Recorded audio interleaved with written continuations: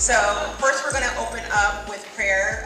That's something that is very important in our community, and we're going to have my very own pastor from Walk the Word Ministry, Pastor Timothy Petaway.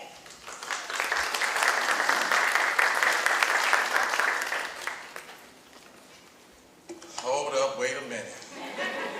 I'm an energy person. I'll introduce myself. Proud pastor of Walk the Word Ministry here in Toledo, Ohio. Let's give him a hand this morning, family. All right. That's a little better. I just want to set the tone. Good afternoon to everyone. What an awesome occasion.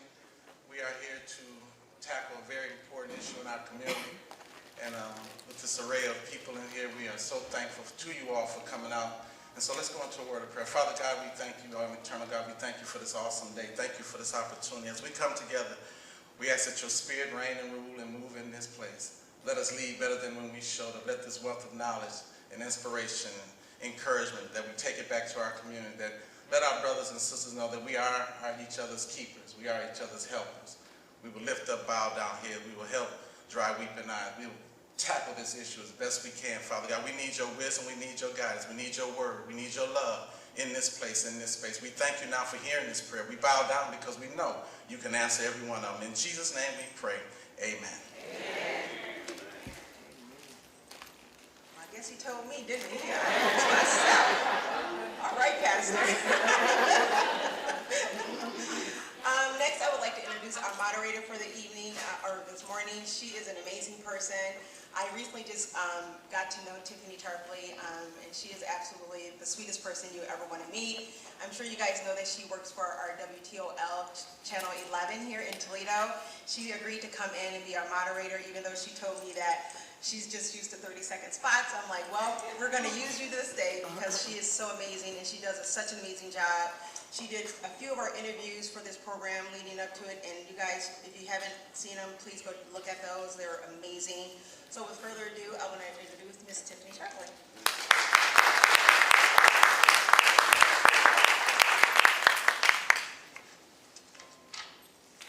Well, good morning.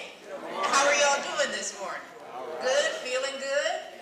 So, as Sonia said, my name is Tiffany Tarpley. I am a morning anchor at WTOL 11. That means we get up what we call dark and early. So I'm at work at 3 o'clock in the morning, but I'm so thankful and happy to be here with all of you today. And as Sonia kind of referred or kind of referenced, I'm used to literally looking at a camera and maybe the camera person. I'm not really used to getting up and talking in front of people, at least not every day. So, I tend to get a little nervous at times, but hey, we're going to work together through this, right, this morning? All right, we're going to enjoy ourselves, that is for sure. So I have been tasked with introducing our keynote speaker this morning. And let me tell you, she is an amazing woman. You can read all about her in this booklet if you have it. For me, every day, I see why I might be needing readers pretty soon. But you can read all about her in here. I have my larger font and print and want to talk a little bit about her. So you can see her accolades right in this program in front of you. It really tells a story of success. She holds a bachelor's degree in social work, 2 master's degrees in social work and criminal justice. Andrea, she's right here from Toledo. She's one of us. She is doing the work to help others, various ages and backgrounds, who are dealing with substance abuse, behavioral issues, and so much more. Her interests that you'll see in that bio include dismantling racial and ethnic disparities and dismantling the myth of the angry Black woman. She is dynamic. She is a new mother, and to her greatest accomplishment, her 14-month-old son, Jaden. But what you don't see in the story in this booklet is the full story. The road to get where she is today has been far from easy. There have been cracks in that road, speed bumps in other parts of the road on that journey, maybe some potholes. We see a lot of those around Toledo, don't we? Shoot, maybe even some sinkholes along the way on that journey. Have you heard that saying, thank God I don't look like what I've been through? Well, she has been through so much in her 33 years of life. And I had the honor and pleasure of meeting her, I believe it was just a couple of weeks ago, maybe last week. And I interviewed her because I wanted to share her story and really encourage people to come here like you are here today. And she is amazing. Again, as I said, she is just absolutely amazing. And I want you to get ready for what she's going to tell you today, because her story is powerful, she is dynamic, and most importantly, she is here to inspire you and the moms we see here within this room. So ladies and gentlemen, with that, I'm going to bring up Miss Andrea M. Hill.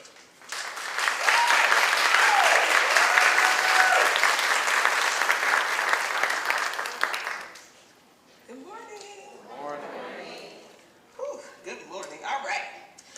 All right, as they said, my name is Andrea Hill. I am a native of Toledo, Ohio. I am before you today to talk about mental health, talk about motherhood, talk about my journey through motherhood and my own personal mental health. So when Sonia first asked me to do this, it was like I probably had just had my baby. And I was like, oh, sure. So for me, I'm like, it's COVID. I get to do this on the Zoom. It's no problem. I'm just turn my camera on. You know how those Zoom meetings go. You just throw on a shirt, put a little, take your scarf off, be just fine. But then when she said it was in person, I was like, oh, Lord, oh, it's getting serious. So that has been my preparation about it being in person. Before I share, and some of you watched the WTOL story, some of my story was shared there. I am going to go into more detail, and I feel like this is a safe space, right? Like, I feel like sometimes we just need to get together and have a safe conversation about what's really going on, and how do we get over, how do we get through, just making it through to the other side, because sometimes it's a whole bunch of stuff before we get to the other side, right? So we don't always see that bigger picture. I'm gonna start with a poem. I really wanted to memorize it, but motherhood really does something to your memory. Like, I used to be good. Like, I could remember anything. I know people's license plates. I know everything. But good grief, with a little boy running around, shoot, I don't even know what the day is some days. So I'm gonna start with a poem before I tell you a little bit about myself. When asked about my mental health, oh, this is not written by me. I'm gonna tell y'all who it's by later. When asked about my mental health, I replied I had it until apparently I didn't. I was stressed at an all-time high, and I cried.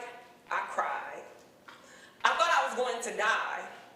Pressure from every direction. It's a lot, all the time.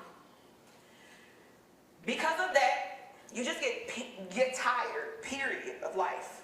Just feeling heavy all the time.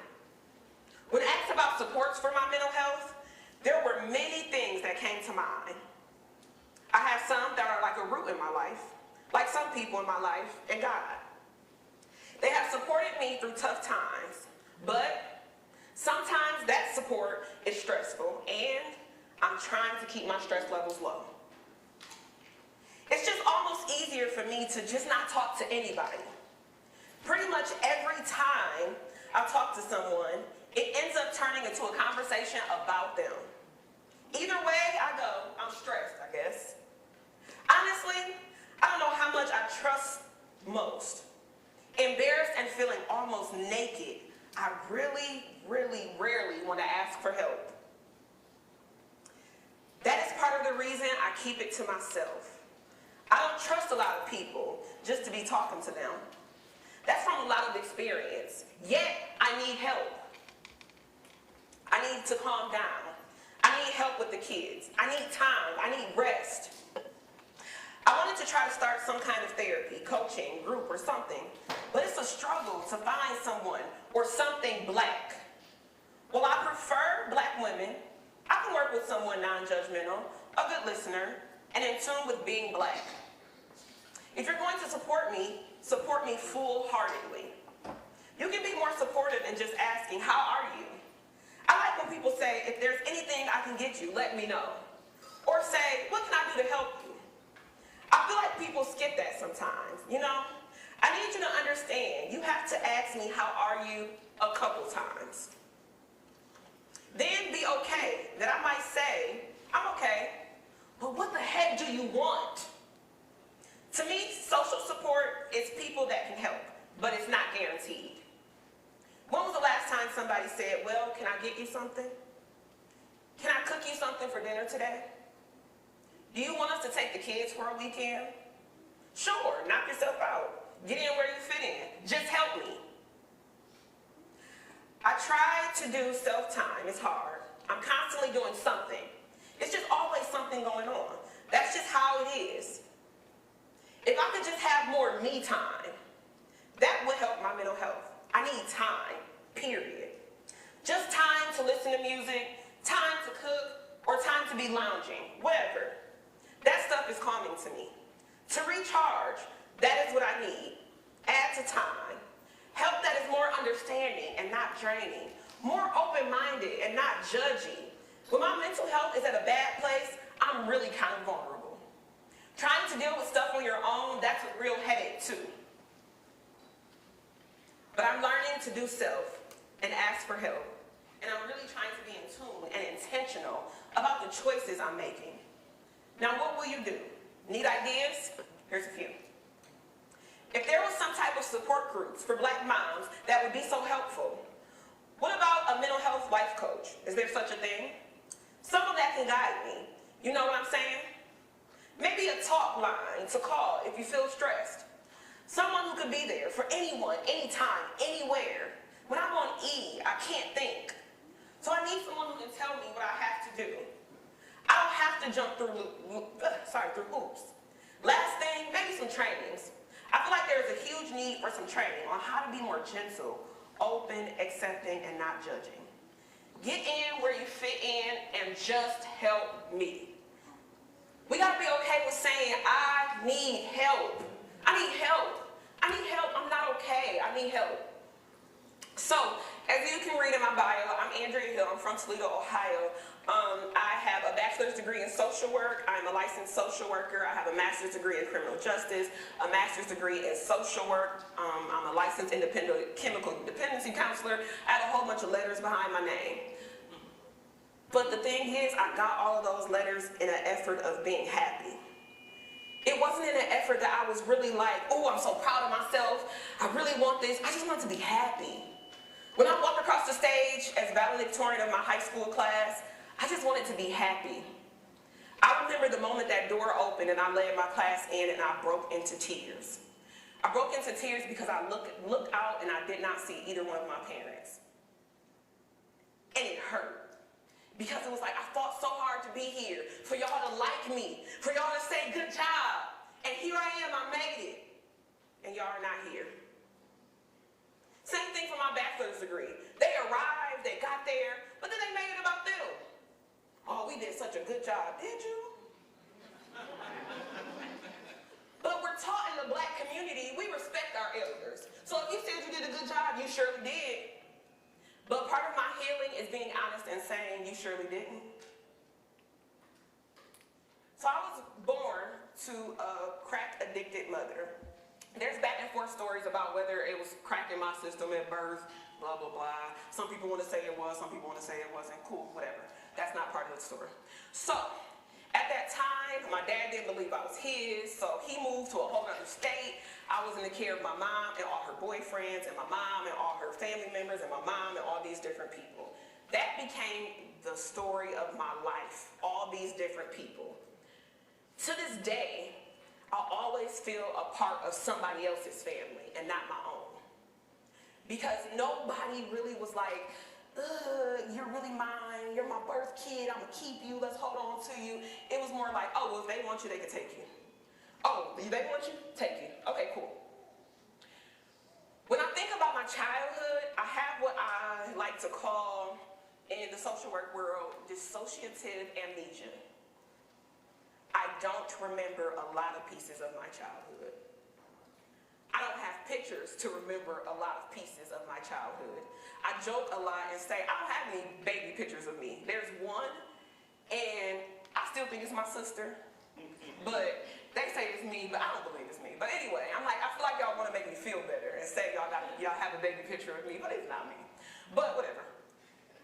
And I ask asked my dad, why did you never take pictures of me? And he said, well, I got to see you every day. Okay. I asked my mom, where are my pictures of me? Well, somewhere in one of these houses, one of these crack houses, one of these men's houses, somewhere, but not with me, or not with them. Dissociative amnesia. When I'm asked about pieces of childhood, my first thought goes back to kindergarten, and I only remember one or two things.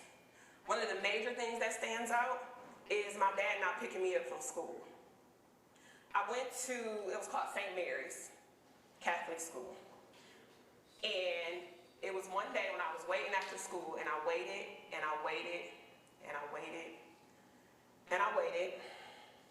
And then eventually the nuns were like, okay, Andrea, come on, you can just come on with us. So I went in the convent. I'm like, oh, this is cool. Like, we in there, they gave me chili. Like, I remember that like it was yesterday. And then at about 8, my dad came, picked me up, and acted like nothing was wrong. Upset with me that I told them to keep calling him. Like, I am the one that was responsible for me. That was at 5 years old. As time went on, I continued to not be his person, her person. My mom would come certain times, she would leave other times. She would come, she would leave. My dad was there though. And that's something I'm gonna talk about later, is the present parent. Because sometimes moms, we are the present parent, but we're also the broken parent. So the residuals of our brokenness break our children, and we don't even realize it. Because we feel like I'm here. That's all you need. But I'm here, but I'm this cracked version of me. I'm here and I'm this version of me that no one ever told me that you loved me. So I can't really give you love. I'm me, I'm here, but I don't even like myself, so how can I like you? You can't pour from an empty cup. They say it all the time. But moms, we're always pouring to the last drippity drop. So we go on, my dad gets married, all that jive. At this point, I am being raised by church people. Church was my life. If you know me, you knew Andrea was in church. I love the Lord. Oh, I shouted a good one for you. Because that's what I was supposed to do. I was taught to pray early on. Oh, Andrea, come on front and pray. Pray, pray, pray. Yes, yes, yes. Let's take on the glory with this prayer. And go home and cry, cry, cry. Cry, cry, cry. Cry, cry, cry. My dad was very abusive to my stepmother. And I remember it was a Christmas day. She was pregnant, and he beat her to the core. Police came, and that was my Christmas. I never got gifts on Christmas from him. I would always wake up early, come downstairs, and pray that this time Santa Claus stopped by. No. A couple times they stopped by, he threw an outfit, but rarely did Santa Claus stop by for me. Because my dad told me I didn't deserve it. Straight A's in school, but I didn't deserve it. What more do I have to do to deserve it? Please tell me, somebody help me. That's what I was trying to say. Help me. But nobody could see it because they just saw the straight A's. They saw that I was well-mannered. They saw all of that. Good job, Andrea. Thanks. But y'all don't know I cried myself to sleep every night. It was around 11, the first time I tried to commit suicide. And I say the first because that would be the first of many times that I tried to commit suicide. Church didn't know. I tried, I cut, I was cutting my thigh. People didn't know because I just wanted to feel better. Or they talked about God so much and I just knew that if I could just die and go chill with him, I would be better. Because he might want me, right? That's what the Bible says. He wants me. He created me. Please, Jesus, come holler at me. Come get me. That's what I wanted. I didn't want to kill myself, but I wanted to go be with Jesus because I felt like he's the one that created me and he wanted me. It didn't work, clearly. So we kept pushing. We kept pushing. It was around, let's say, my 7th grade year. At my 7th grade year, me and my dad were evicted from our home. And the stepmom that I had, that they were separated, we moved into a 2-bedroom apartment. It was me, my dad, my stepmom, and my 2 step siblings. I, as a 7th grader, was sharing a room with a 3 and a 4-year-old. I had the top bunk. The top bunk was my space. So up there I had all my journals, all my everything, blah, blah, blah. But every time I left, they went through it. And every time my dad came, so you feel like this about me? A whooping. You feel like this? A whooping. Always. It was always a whooping. Always a whooping. The one whooping that I remember the most was for leaving one dish in the sink. My dad came and got me, told me to go into the room, put my arms across the bed, take all my clothes off, put my arms across the bed.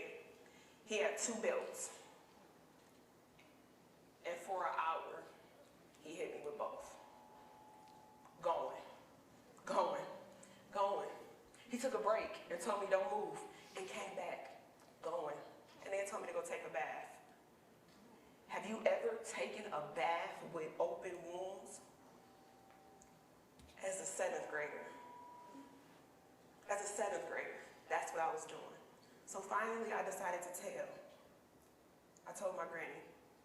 Because that next Sunday I tried to go to church, I had to sing in the choir, I had on these pants, and because of the swelling, I could not zip my pants up. So I told. My grandmother tried to come get me. She went to the police. The police told my grandmother that my father could file charges on her for kidnapping. So my granny still took me home. Next thing you know, Children's Services are knocking at the door. Your dad said that you have just been misbehaving. So we're gonna let you stay here with your grandmother for a week, but you have to go back home. You have to go back home. And I'm like, but why? So then at this point, they got some investigation. They asked me, 7th grade young lady, pull down your pants so I can see. It was a man, and I was on my period. Pull down your pants so we can see. Okay, here we go. Here you go, you can see. That's not enough. You gotta go back home. You gotta go back home, and if your dad decides sooner, he can come get you because he's your guardian. Of course he came and got me sooner. I was sentenced to my room for 6 months. Only place I was able to go was church and the school. And nobody knew. I had to go write a penalty every night about telling what happened inside the house. Every night.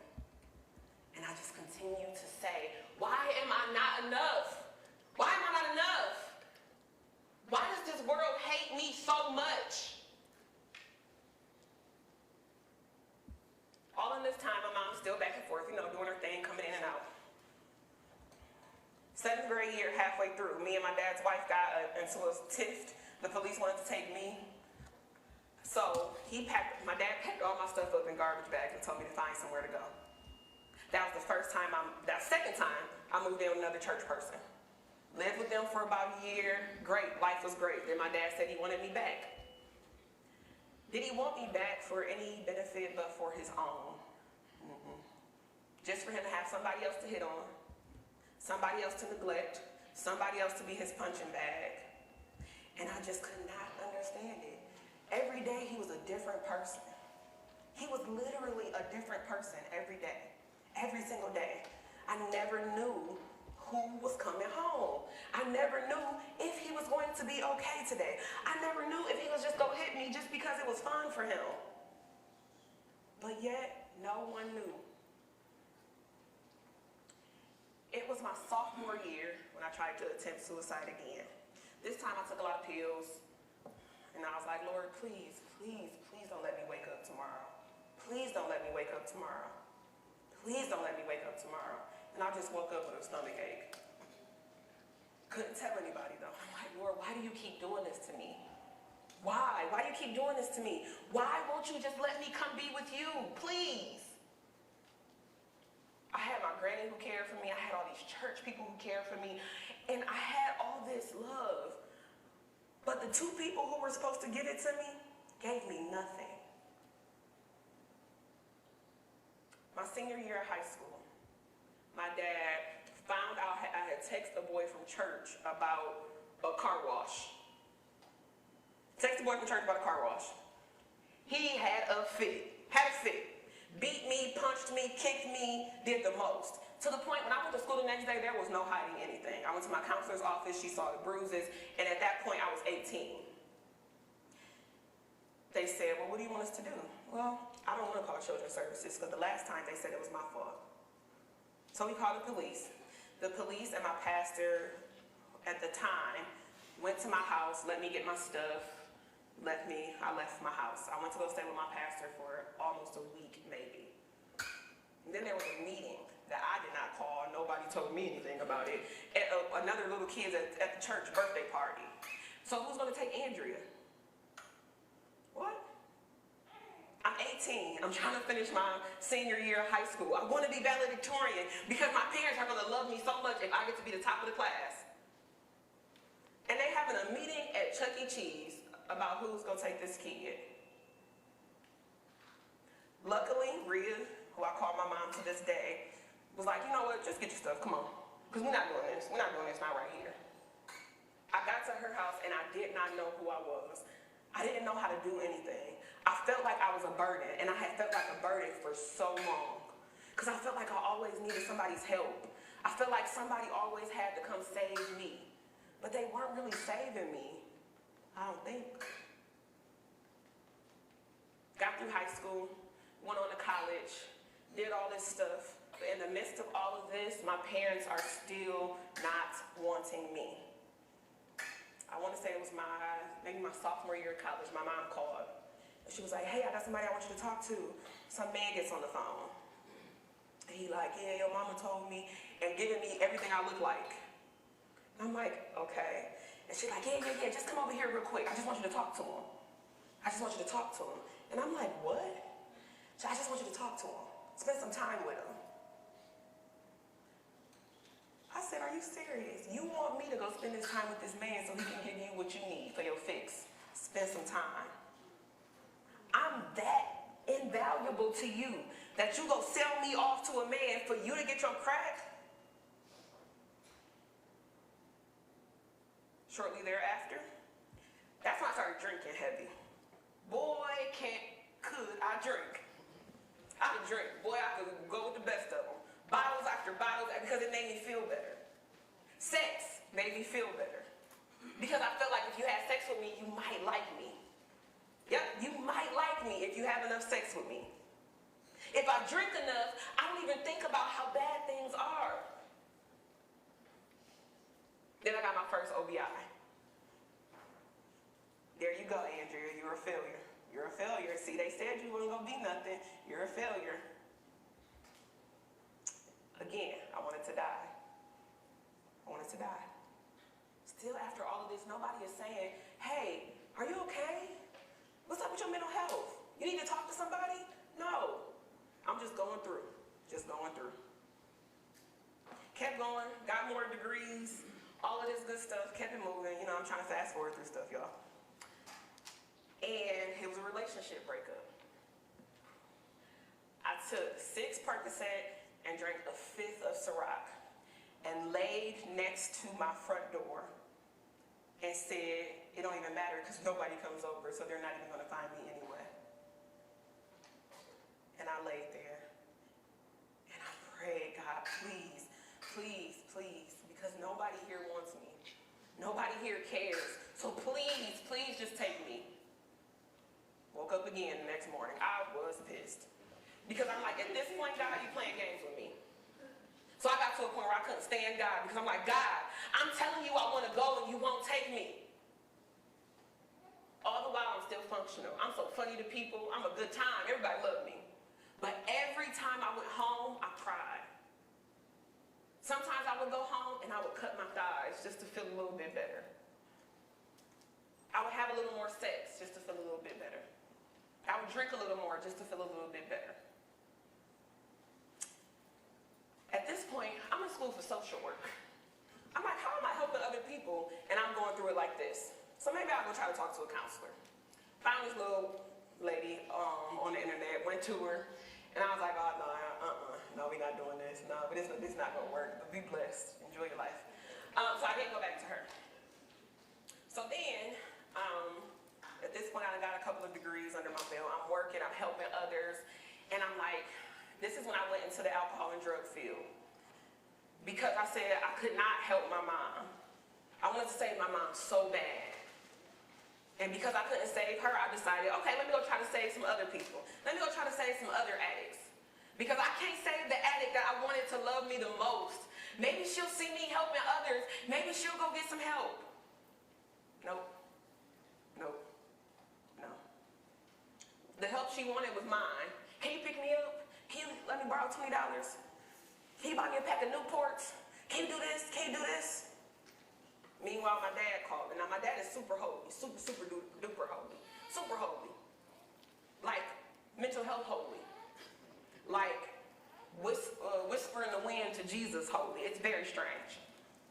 So he's like, you ain't praying enough. See, God getting you back for this. And every time I did something, I was like, he right, God getting me back. God getting me back. Dang it, I am not a good Christian. God is getting me back. Yeah. If you would just submit, put your Bible under the pillow and let that marinate in your head, you go get it. No. But all the while, he's still telling me how I'm a sinner and how God wants nothing to do with me. And I'm like, well, maybe he doesn't, because every time I tried to go be with him, he wouldn't take me. So now I'm mad at God. I'm mad at God, I'm mad at the world, I'm mad at everybody. Now, I've been mad for a while. When I was younger, I got kicked out of anger management twice. Kicked out of anger management twice. I got put in anger management twice, and both times I got put out because I was angry. And I'm like, y'all told me to come here and be myself, but I'm mad because nobody's asking me what is wrong. Y'all telling me I'm the problem. So when I get mad and throw stuff, I'm the problem. But nobody's asking, why are you so mad, baby? Not a soul. Because they saw me every morning at church. Hey, girl, you got it. Oh, you just shouted good today. But went home and cried. It was so much defeat in it. And honestly, sometimes I would just be dancing in church like, Lord, Lord, Lord, please let it be better when I stop. Let it be better when I stop. Let it be better when I stop. And then go home and get a whooping. Or get punched. Or get something taken from me. It just wasn't fair. Progressed through all of this. Finally, I found a therapist that I really, really loved. This wasn't until about 2 years ago. Really loved her. Really loved her. I really got to the nitty-gritty of stuff. I was able to start seeing myself a little differently. And again, I said 2 years ago, so it's recent that I just started to decide, I guess I could deal with me. 33 years old, and a couple years ago, I decided I'm okay with me. And I'm still getting there day by day, right? So I had this therapist. I was going through some stuff. This was the final time I tried to commit suicide 2 years ago.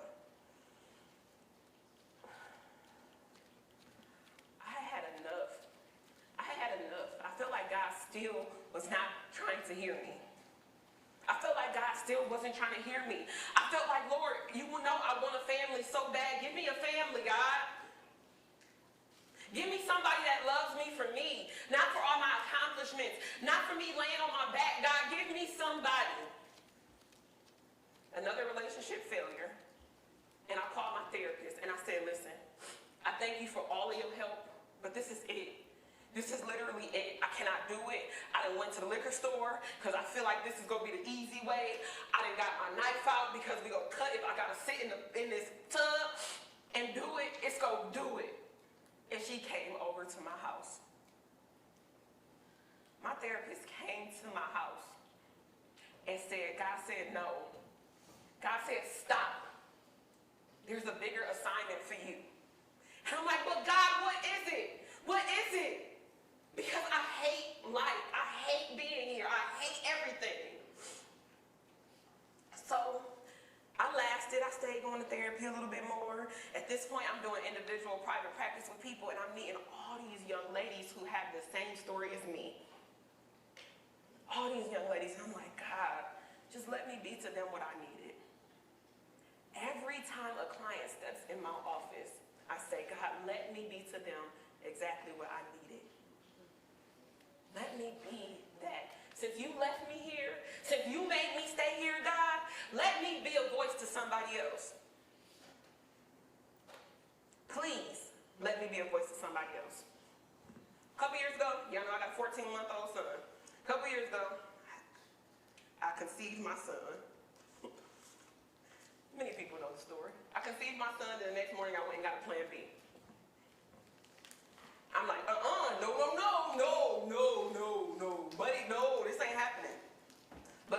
still clearly does what he wants to do, because I took that plan B and I still got a kid, right? So, in this time, I had just gotten on the right medication. I'm diagnosed with depression and PTSD. Got on the right medication. I was feeling myself. And I went to my doctor's appointment and they said, well, you know you can't take that. And I said, what? Well, you know you can't take that. We're just going to monitor your mental health.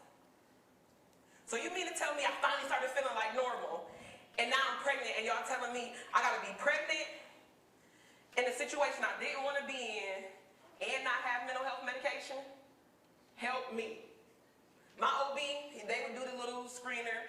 You ever feel like you don't have enough food? You ever feel sad? You ever feel lonely? What are y'all gonna do? Y'all not gonna help me?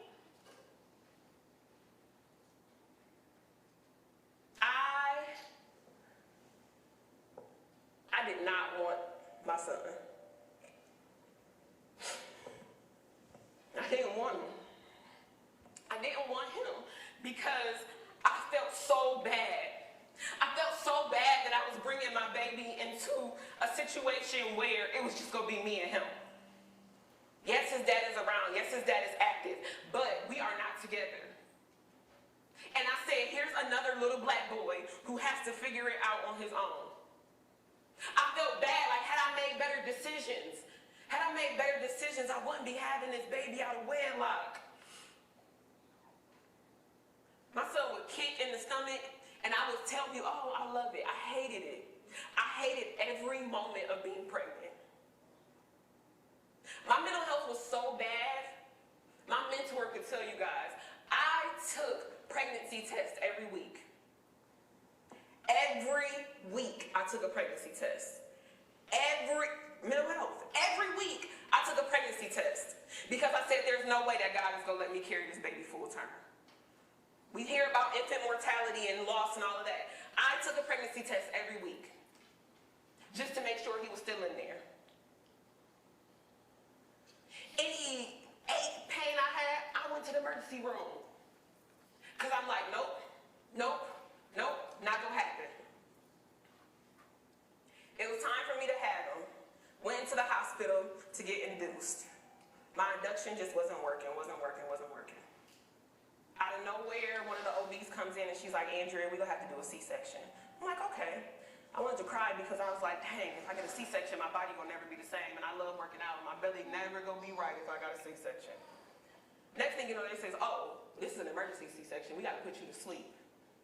Immediately, I cried because I was like, oh, God, this is when you go take me. This is when you go take me. When I woke up and I looked at Jaden, my life changed. My life changed. My life changed. And I never expected that to be the change. I wanted my dad to be there. I wanted my mom to be there so he could have his grandparents. But for the first time, I was like, I don't care if they ever say good job. I don't care if they ever feel like I did right. Because he gives me something every day that they could never give me. Every day. There's nobody in this earth that can't tell me I'm one of the greatest people in the world. Because that little boy, every day, makes sure that I feel it. So I believe that God has brought me this far to share my story and let people know we can make it. We got this, even in our darkest places. Because at the end of it all, he gave me a blessing more than I could ever imagine. And never once since he's been on this earth did I question God, my purpose for living. Not once have I said I want to die. Not once have I said, God, why did this happen to me? I've had moments where I said, thank you, God, for all of that happening to me because I could not appreciate my baby if it didn't. I was scared, and I talked to my mentor a lot about, what if I am aggressive with my son? Because my dad used to beat the crap out of me. What if I'm distant from my son because I never had my mom to be a mom to me? And she always said, don't worry about it. You got it. Don't worry about it. You got it. She'd give me all her stories about her experience and all that. You got it. And every day, I tell myself, I got this. I got this. I got it, one, because God allowed me to make it through. I have it, two, because God is using me as a vessel for other Black women. I cannot count how many women, not even just Black women, young women. My population of women that I work with in my private practice setting are young ladies from age 12 to about 30. Y'all would be surprised the stuff 12-year-olds are going through now. When I was that age, I was going through a lot of stuff, but I ain't had nobody to come talk to about it. These babies come in my office and talk about everything. And I'm like, so what do you want to do about it? But the one thing that has resonated the most is the present Black mother that is breaking our Black daughters. Yes, we are here. We are. But we need to start taking care of ourselves. Because the broken version of us can no longer continue to create this residual effect. Yeah, we're strong. Yeah, we made it. Yes, we're overcomers. But why we gotta wait all these years to get to the point?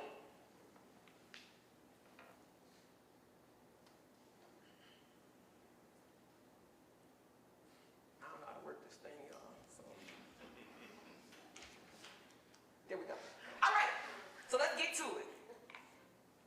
What is mental health? The prevalence of mental health concerns among minority women and mothers, tools for managing your mental health, and we'll do questions. So I just went through who am I? Maybe I should have left him up there when I did it. This is my boo-boo. Y'all, this is my boy. Look, this is my BFF. If I ain't never had a BFF, this is my boy. Anybody who has ever met Jaden, Jaden is literally a godsend. I feel like him and Jesus was up there talking before he dropped him here on earth. Because this boy is something else. Everybody loves this kid. All these people that asked me today, why he here? Because he would take the shine. Because he is, listen, small and mighty. He's a little guy. But this boy is, oh, he's amazing. I call him Paw, because he's a little old man. Mental health. Mental health is health. My pastor called me the other day and said, hey baby, because that's what he's called me for all these years, and I'm 33. Hey baby, is this about mental health or mental illness? Because I'm realizing that there's a difference. We all have mental health. Mental health is health. Just like you have your physical health, just like you have any other type of health, mental health is part of your health. If your mental health is falling apart, every other part of you is going to fall apart. Sometimes your mental health can get so bad, your physical health starts to get affected by it.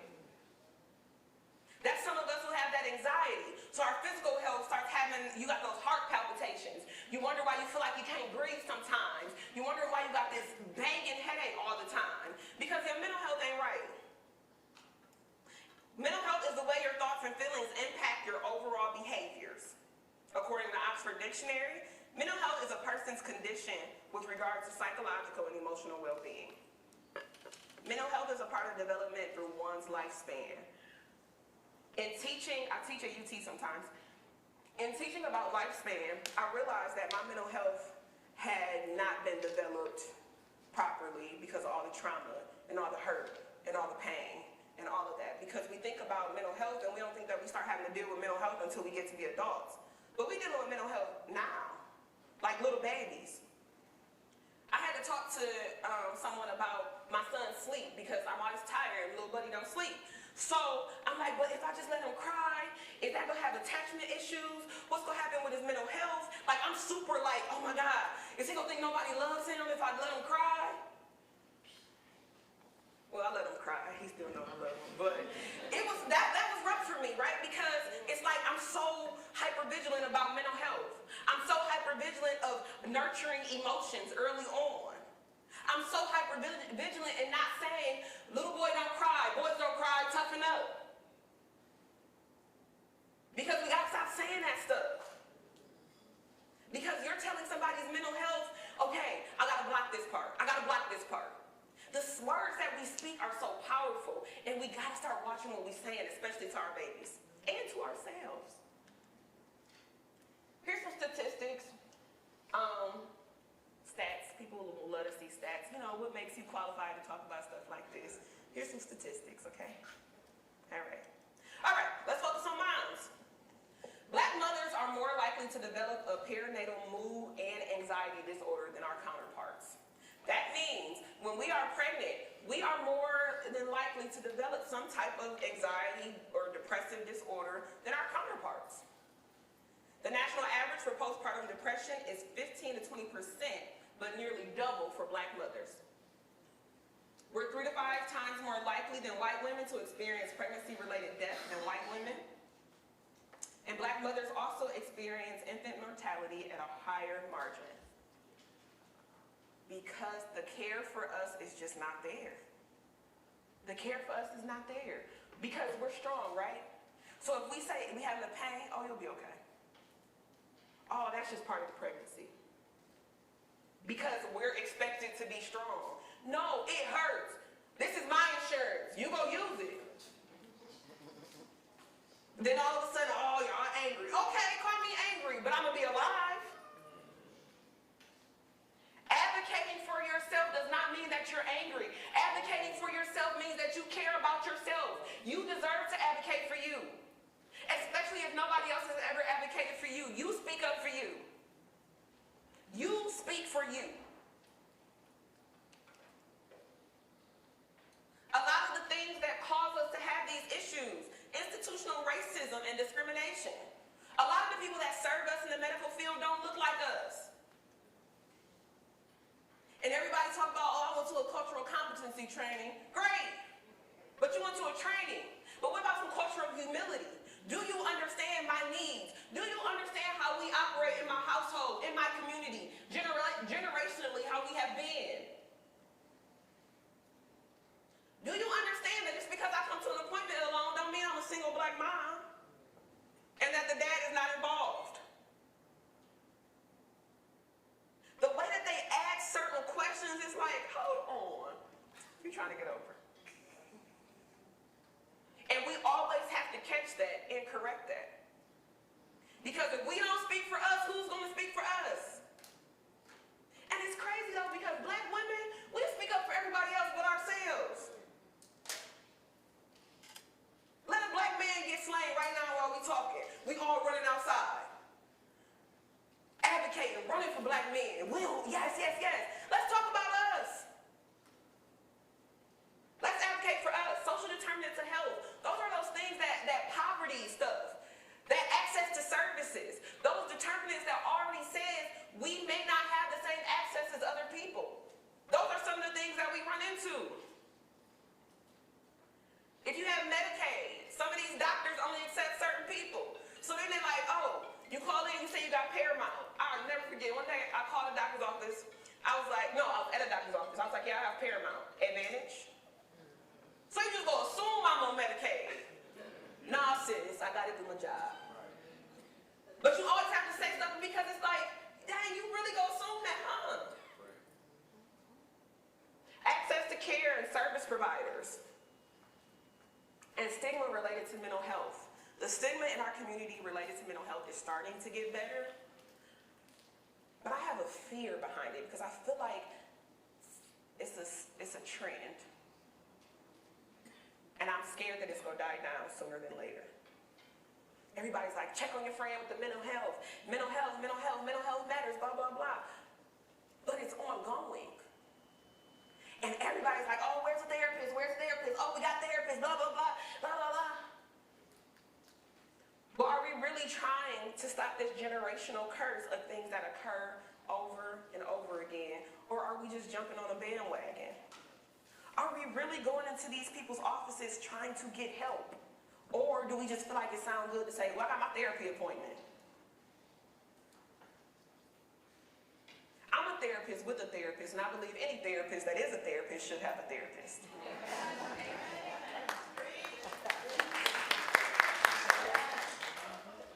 And that's twofold. Because I had a shirt I was going to wear today, but I had a wardrobe thing. But anyway, it says something about being a therapist. I hold space for you while trying to manage my own spaces. I have clients that will come in. I had a girl come in a couple weeks ago, and she was like, Andrea, listen, I just need you to hold space for me today. girl, come on, let's talk. Let's do it. And that's all we did. I had a client, sometimes I have them do written check-ins. She did a written check-in, she slid the paper back to me, turned it over. I'm like, okay. I turned it over and said, I'm in love with my sneaky link. Let's talk about it, sis. Let's talk about it. For those who don't know what a sneaky link is, it's like the side person you really shouldn't be messing with. But I'm a therapist. I have to hold space for you and hold on to that confidential information. But this is the safe space you can talk about that with, because honestly, a lot of us got some of those secrets with a sneaky link that we don't really want to talk about. Some of y'all are sneaky link. So talk about it. How do I stop being the sneaky link? Because a lot of that says something about our self-esteem. I don't feel enough about myself to be somebody's main, so I'm going to go ahead and settle for the little remnants that you give me. Go talk about that in therapy. We always think that therapy has to be this big, deep thing because I had all these big traumas, when honestly, it's just a safe space to talk. And you have the right, just like with advocacy, to advocate for the therapist that you want. If you don't like the person you see, move on. Just because I'm black don't mean I got to see a black therapist. Have I learned that I feel more safe with the black therapist? Yes, which is perfectly fine. There's women that prefer men, there's men that prefer women. You find what works for you. And get up in that room and get yourself together. Because that's all that we're trying to do. Because as moms, as dads in the room, we can't help our kids be better if we are broken. They always say don't pour from an empty cup, but a cracked cup ain't too much better either. Remember that. All right, switch it up a bit. So, in our history, we love music. Black people love music, right? We love music. Everybody loves music, but we love music. It's a song, come on, oh yeah, everybody. You hear the first little hit, little runs to it, you ready. You don't even know all the words, I don't, but it's getting me going. So music has kept us going over generation to generation, right? So music has been our thing. If we sad, we got a song we can turn on. If we want to take ourselves to glory, we got a little playlist. We go turn on. Little James Fortune to get us going. We got music. Music keeps us going. But music has also kept us stuck.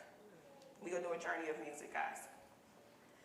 In slavery, let's start back in 1856. Slaves would sing songs to make it over. Y'all, I want to read it. I want to read it, but I'm going to try. We'll stop up the cracks and sew up the hems. The booger man never shall catch you. Oh, go to sleep and dream sweet dreams. The booger man never shall catch you. The river run wide, the river run deep. Oh, bye, oh, sweet little baby. That boat rock slow, she'll rock you to sleep. Oh, bye, oh, sweet little baby.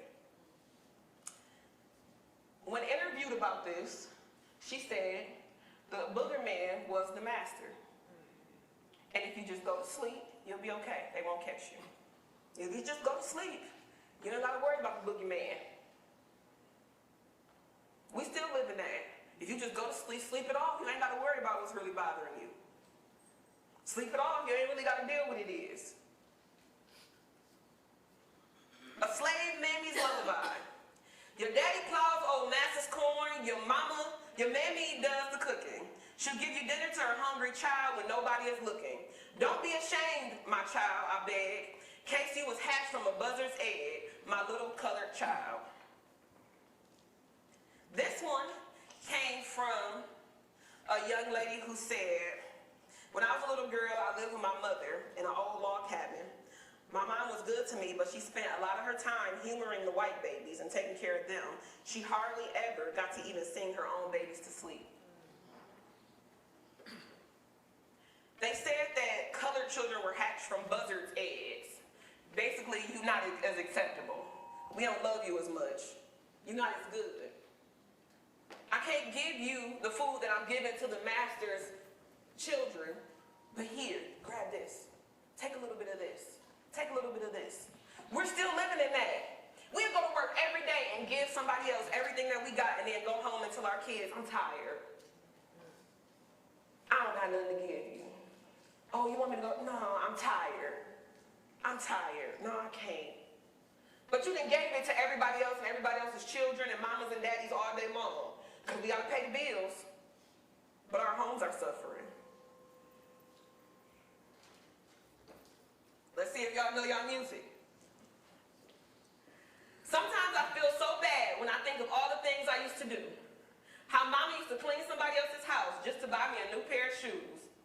I never understood how mama made it through the week when she never ever got a good night's sleep. Y'all know what this song is? Come on. No? Yeah, you gotta rap it. You said it. I don't know the tune. And I'm gonna be out of key. All right, okay, this gonna be the first one. We warming up. It's the intruders. I'll always love my mama. A mother's love is so special. It's something that you can't describe. It's the kind of love that stays with you until you die. But again, it talks about mama had to clean somebody else's house for a new pair of shoes. She never even got a good night's sleep. This has been going on for years, that it's okay that we're not resting. It's okay that we working ourselves to the bone. We singing songs about how great it is that mama's doing it. But it's not. Because mama is tired. Mama died never even living a day happy. But you had a new pair of shoes. Mama never had a good night of sleep. Lord, somebody tell me that they come eventually. But this mama never had a good night of sleep. But she went up and got to work every day. And we call that a mother's love. Let's try another one, y'all. I know y'all don't know this one. And even though we had different days, the same drama, when things went wrong, we blamed mama. I reminisce on the stress I caused. It was hell, hugging on my mama from a jail cell. And even as a crack fiend mama, you always was a black queen mama. I finally understand for a woman it ain't easy trying to raise a man. You always was committed, a poor single mother on welfare. Tell me how you did it. When I was sick as a little kid, to keep me happy, there's no limit to the things you did. Tupac, dear mama. There are no words that can express how I feel. You never kept a secret, always stayed real, and I appreciate how you raised me and all the extra love you gave me. But at the end of the day, y'all, let's read these lyrics again. Different baby daddy stuff. Your mama being to blame of every time something went wrong. Mama being a crack fiend, but still a queen. We ain't gonna address that you on crack, you struggling. We ain't gonna talk about it, because you a queen, mama, and we know what you do after hours. We can smell it. It ain't easy to raise a man, and it's not, and a lot of us continue to try to do it on our own. A poor single mother on welfare, tell me how you did it. We continue to have these patterns of saying, it's okay that we on welfare, because you still making it work. To keep me happy, there's no limits to the things you did, even sacrifice myself.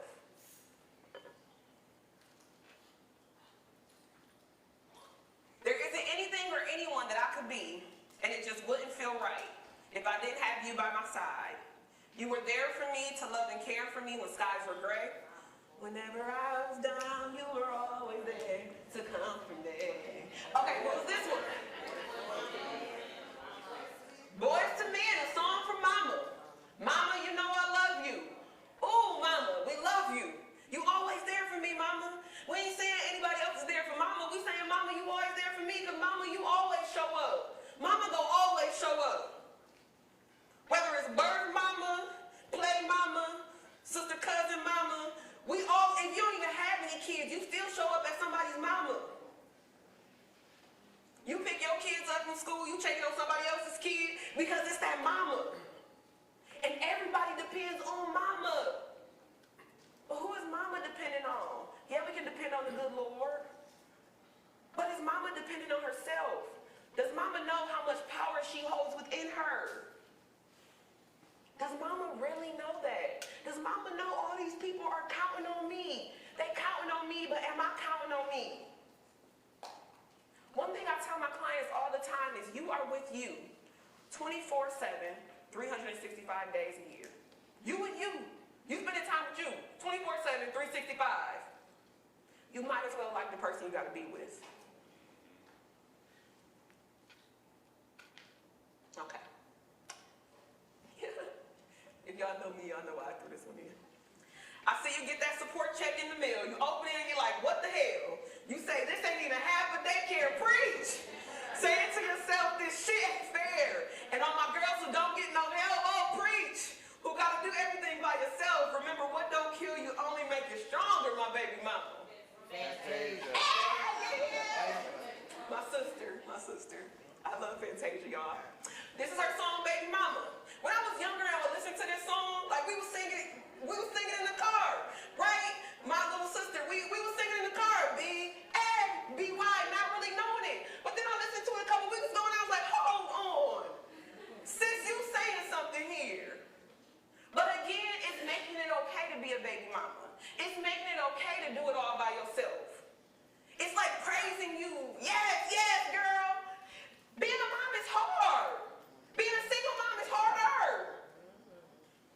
So it's okay to say, good job, girl, I see you doing it. But it's also okay to say, you need some help? What you need? How can we help you? How can we show up for you? I love when people say, you want me to come grab Jada for a couple hours? Yes! Yes! Little buddy is packed. You don't even know. He keep a bag ready. I keep one in the car just in case. Because we gotta be okay with saying, I need help. Because I'm not okay. I'm tired. I'm exhausted. And I can't show up for him if I'm exhausted. I can't show up for anyone if I'm exhausted. So even though we're a backbone, and we always knew we could do it, and we always trying to make a way, we gotta say, I need help, and sometimes I'm not okay. I think this is the last one. Everywhere I'm turning, nothing seems complete. I stand up and I'm searching for the better part of me. I hang my head from sorrow, state of humanity. I wear it on my shoulders, gotta find the strength in me. For all the mothers fighting for better days to come, and all my women sitting here trying to come home before the sun. Alicia Keys, Superwoman. Even when I'm a mess, I still put on a vest with an S on my chest. Yes, ma'am. And I bet everybody in this room can remember a day when you felt a complete mess, but you like, you know what, we got this. I got this. Because I'm Superwoman. Even when I'm a mess, even when I'm going through it myself, even when I don't feel good in my soul, my spirit, my head hurt, my stomach hurt, I'm tired, I got all this stuff to do, I'm still going to throw my best on. And even though I throw it on, don't mean I got to do it alone. I can still say I'm not okay. We got to be okay with saying I can be this, but I can be that too. The idea that strength and weakness can't coexist is not true. I can feel weak sometimes and still be a strong black woman. But I can feel weak sometimes. The idea that tired and refreshed needs to be dismantled. I'm tired don't mean I still can't function, but I'm tired. Refreshed don't necessarily mean I'm not tired, but I'm refreshed. The idea that I am a superwoman, but I need a break too. Even Superman wouldn't change his clothes. So sometimes we need to do that too. The idea that I love my kids, but they get on my nerves. It's facts. It's facts. I pray, I love my baby. I really do. But some days I'll text one of my friends like, sis, this little boy is on my nerves today. I don't know why he won't sit down. I don't know why he won't shut up. I don't know why he's crying. He keep grabbing my boobs. Please help me. But I love him nonetheless. It doesn't take away my love for him. It doesn't take away your love for your children and say, y'all get on my nerves today. It doesn't take away from the love of your children to say, I need a break from y'all today. You still love them, but you love you a little bit more, which you should. How can I love my kids so dang on much and I don't love myself? Clearly, I don't know what love is.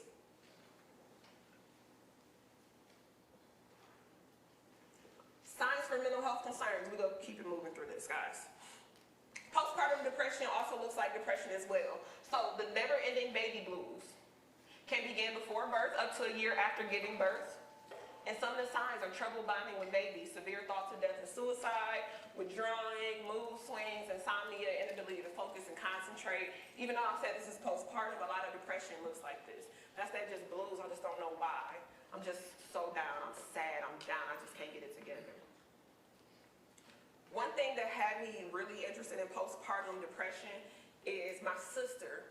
She had a baby, her daughter's 2.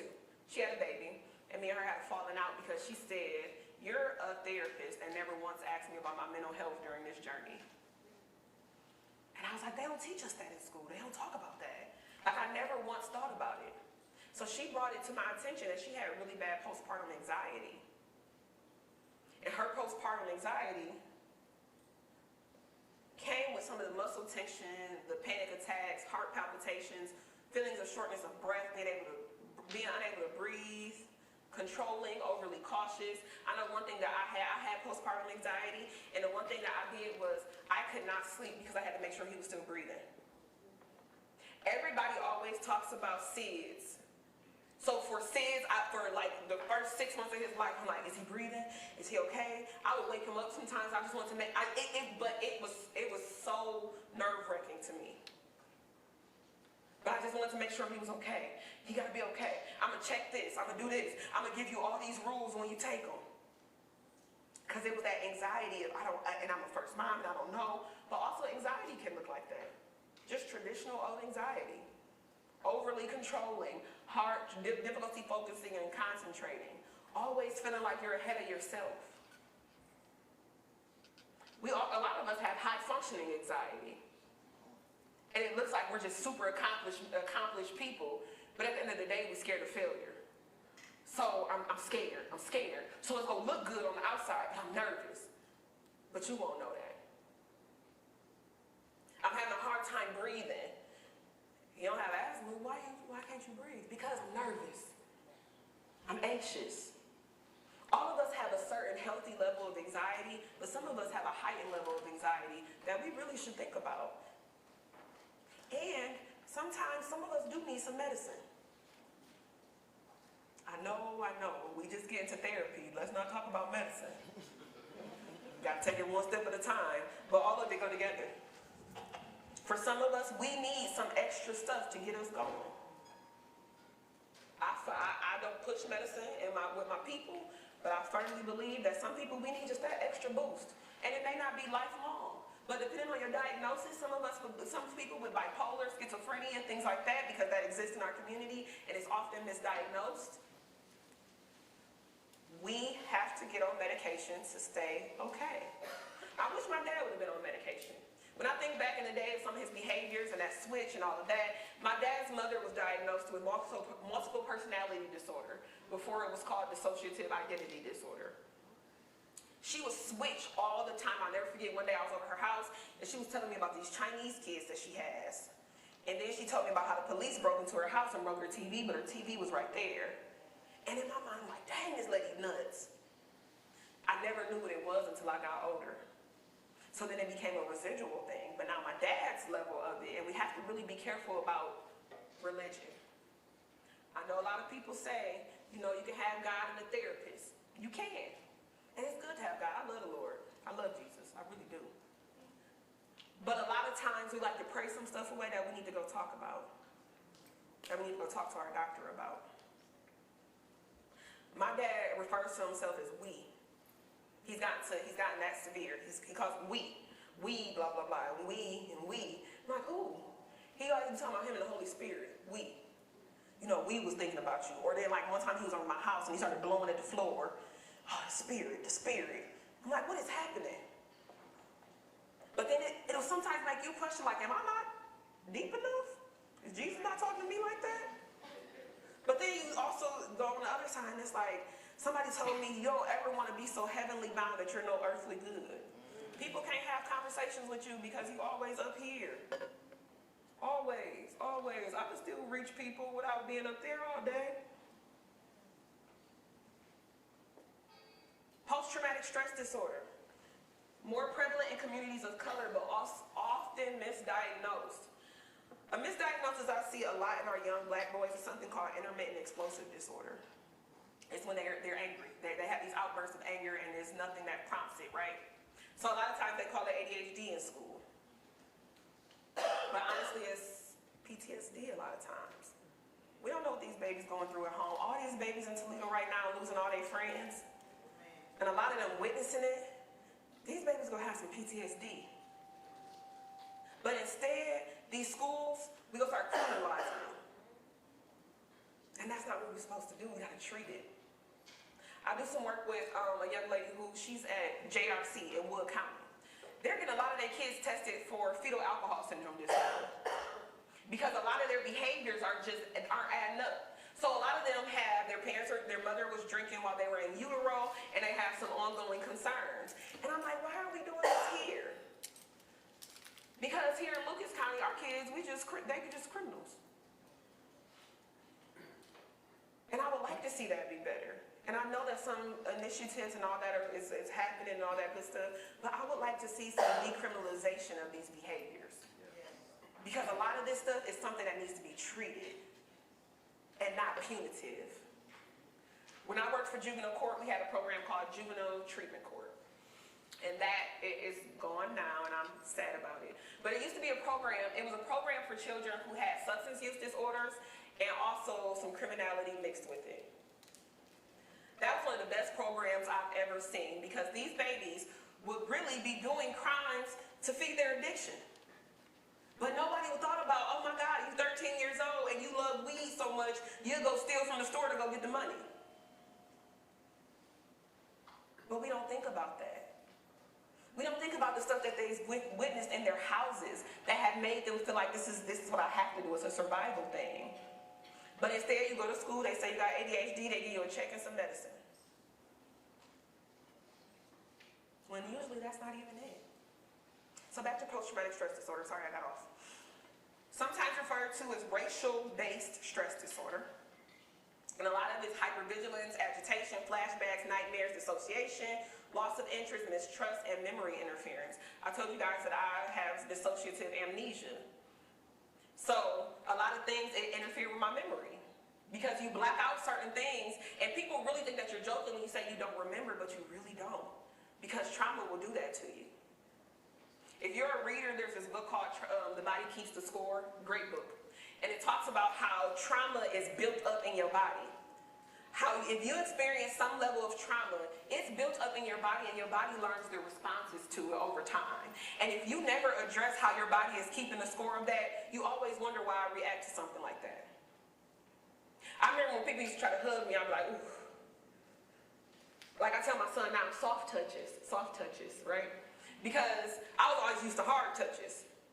So I never knew that just because somebody wanted to come in close, it wasn't to hurt me. So we have to be able to know, is this PTSD coming up for me? Is this coming up for these children? What's happening in the home that's doing this?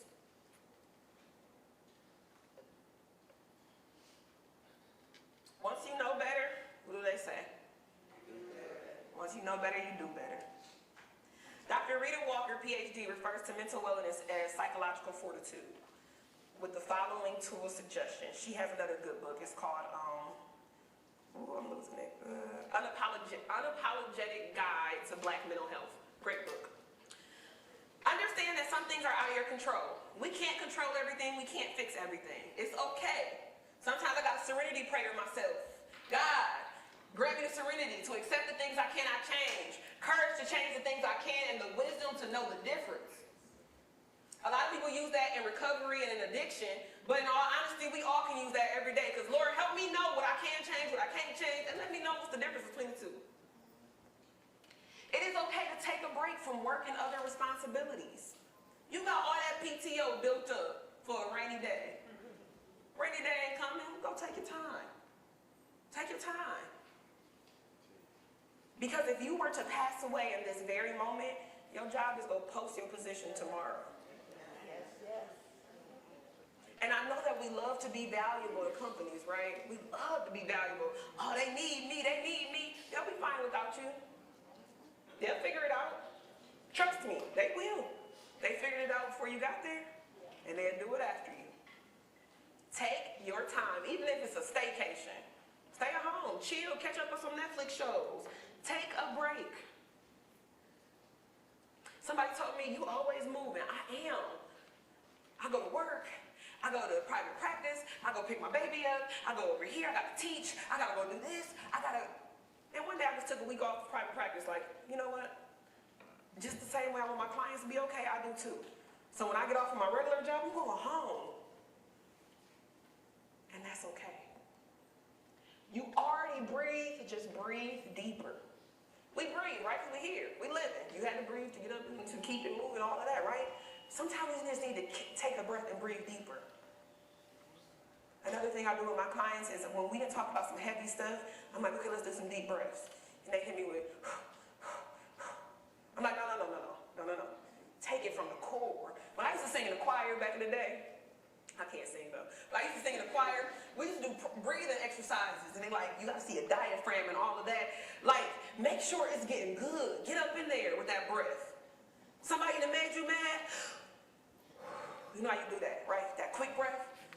Oh, I don't want to say nothing, but I want to say something. That quick breath is healing though, because the quick breath will catch you from acting out, but the quick breath that give you a moment, sometimes that's all we need. So yeah, we breathe every day, but sometimes just breathe a little deeper. I'm telling you, it feels good. Cut off the useless things you allow yourself to believe. Don't disqualify the positive. For years, I told myself, nobody will ever love me. Nobody will ever love me. I'm not lovable. I'm not lovable. I'm not lovable. So now, even though I feel it, like I love my baby, give me love, all of that, I still some days be like, girl, you deserved it. You worked it. You deserved it. Sometimes you gotta look in the mirror and talk to yourself. One of them songs I love right now, because I love music, Mary J. Blige song, Good Morning Gorgeous. I be like, I wake in the morning and tell myself, like, I'm like, okay. Sometimes you just gotta get in the mood and say that. She got a part in that song that say, I'm not talking about hair and makeup. I'm talking about as soon as I get up, say, hey girl, beautiful. I see you, sis. And whatever it requires for you to be able to say, hey, I see you, sis, get there and stay there and sit in that moment. And sometimes it takes us to get dressed up and be like, I see it. Eventually, you'll be able to see it when you wake up. It's just gonna take some time, especially when we've told ourselves the negative for so long. Challenge your negative thinking through noticing, acknowledging, and having a chat and then making a decision. Sometimes you have to have some self-talk. Talk to yourself. Talk to yourself, and not mental illness talk to yourself, because we know that's a whole other thing, but talk to yourself. Say, why am I thinking this? Let me acknowledge that I'm having this thought. What do I want to do with this thought? And then make a decision on it. The thought comes up, I can't do this. Where is this coming from? Why am I having this? And do I want to go do it anyway? My therapist tells me all the time, she's like, girl, you love building some bricks. What do you mean? She was like, girl, you can build bricks out of nothing. You can say, I can't do this is ugly, blah, blah, blah, blah, blah, blah, blah, blah. And the only person that can knock it over is you. Knock your bricks over. Stop shooting on yourself. I should do this. I should have been like this. I should, and they said I should, and should. Shoulda, coulda, woulda, that ain't it. I am. This is what I have right now. I am. The present. Some more tools. Admit that you aren't feeling yourself. When I was talking to Tiffany, I was watching a show, and at the end of the show, somebody said, I'm not okay. And I was like, wow. And the show ended like that. The episode was like, I'm not okay. Boom. I'm like, whoa, that's big. To really say I'm not okay. Because somebody asks you how you doing. Oh, I'm good. No, you're not. But then we also have to learn, not everybody cares. Some of it is just small talk. Hey, how you doing? Girl, Jay was acting a fool this morning and he didn't, oh my God, and I ain't sleep. Like, most people don't want to hear that. Because it's small talk. We done got into the habit of that, but we really don't care. But when you do know somebody that cares, sit down, take your hat off, and tell them this is just not the day. And that's okay. Prayer. I believe there is power in prayer. I do believe in the power of prayer. I know not everybody subscribes to that, but I do believe in the power of prayer. And I will tear heaven's gates down talking to King Jesus. And I talk to him like I'm talking right now. When I was was younger, they said, you know, you gotta get on your knees and Father God, do. I be in my car like, look, Lord, I'm tripping. I don't know what this is about. You know, these people be fooling with me. Blah, blah, blah. Okay, all right. You heard me, Lord. All right, cool. Because that's called relationship. When we do prayer, that's a ritual. That's a ritual. That ain't getting us nowhere. We got to get to the point in prayer. If you believe in the power of prayer, prayer is a conversation. Because if I have a relationship with somebody, I can call you up and talk to you about what I need to talk to you about, and it don't have to be, hey, how you doing? Thank you for being who you are. You a great person. Now, can I talk to you about this? Yeah, every once in a while, yeah, we do need to take it. God, you great. I appreciate you. Blah, blah, blah. I ain't asking you for nothing. I just want to holler at you real quick. But don't make it so rigid.